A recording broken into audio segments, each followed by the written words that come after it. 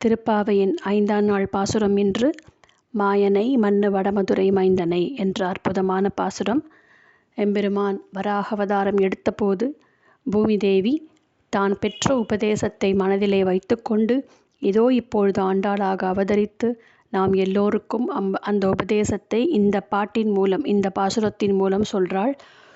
உள்ளத்தில் தூய்மையோடு பெருமானிடத்தில் வந்து நல்ல மலர்களை கொண்டு அவனை அர்ச்சனம் செய்து மாயனை, தாமோதரனை போன்ற நாமங்களை வாயினால் பாடி மனத்தினால் அவனையே சிந்தித்து நாம் அவனுக்கு அர்ச்சனம் செய்தால் இனி நாம் செய்யப்போகும் பாவங்களும் இதுவரை செய்த பாவங்களும் தீயினில் போட்ட பஞ்சு போல பொசுங்கிவிடும் என்று நமக்கு பெருமான் திருவடியே கதி. அவனை வாயால் பாடுவதும் மனதால் சிந்திப்பதுமே நமக்கு பிராப்தம் என்று ஆண்டாள் இந்த பாசுரத்தின் மூலம் நமக்கு சொல்றா. தாமோதரனை யாராலும் கட்டுப்படுத்த முடியாத பெருமாளை யசோதை கட்டி வைத்தாளே, அவள் கட்டவில்லை, தானே கட்டி கொள்ளும்படி செய்தார். இதைத்தானே மதுரகவி ஆழ்வார் சொல்றார். கண்ணினோன் சிறுத்தாம்பினால் கட்டுண்ண பண்ணிய பெருமாயன் என்றல்லவா ஆழ்வார் சொல்றார். தானே கட்டுப்பட்டு நின்றார். ஏன்? பக்தியால் அவரை கட்டலாம், பற்றினால் அவரை கட்டலாம், அன்பினால் அவரை கட்டலாம். ஆக யசோதையிடம் தானே கட்டுப்பட்டு நின்றாரே பெருமாள். அப்பேற்பட்ட தாமோதரனை பல சேட்டிதங்களையும் பல விளையாட்டுக்களையும் தானாக முன்வந்து நமக்காக செய்து அருளிய அந்த மாயனை நாம் தினம்தோறும் பாட வேண்டும், தினம்தோறும் அர்ச்சிக்க வேண்டும், அவனையே சரணடைய வேண்டும் என்று ஆண்டாள் கூறும் அற்புதமான பாசுரம் இது மாயனை பாசுரம். இதோடு அவதாரிகை கிரமம் முடிந்தது. நாளையிலிருந்து பாகவத திருப்பள்ளி எழுச்சி அப்படின்னு சொல்லுவா.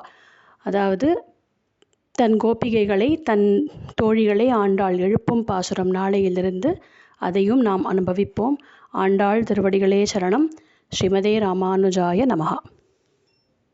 மாயனை மன்னு வடமதுரை மைந்தனை தூய பெரு நீர் யமுனை துறைவனை ஆயர் குலத்தினில்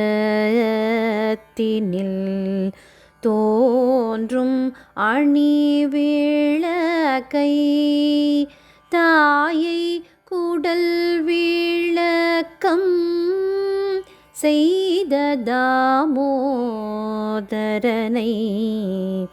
தூயமாய் வந்து நாம் தூமலர் தூவி தொழுது வாயினால் பாடி மனத்தினால் சிந்திக்க போய பிழையும் புகுதருவான் நின்றனவும்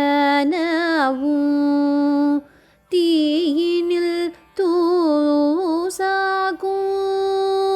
చెప్పేలో రెంబావా.